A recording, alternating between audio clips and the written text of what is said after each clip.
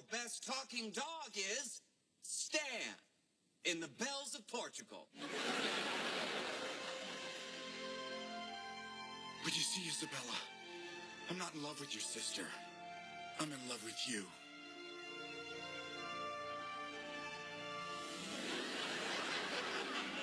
But through it all, the only thing that has really mattered to me is the one thing I've always wanted in life: to be part of a real family.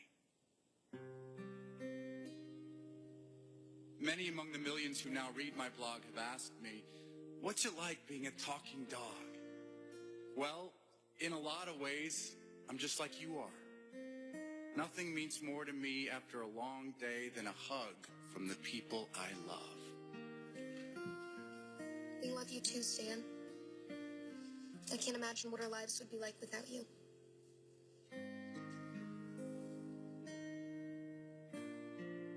This is Stan, the talking dog, saying, so long.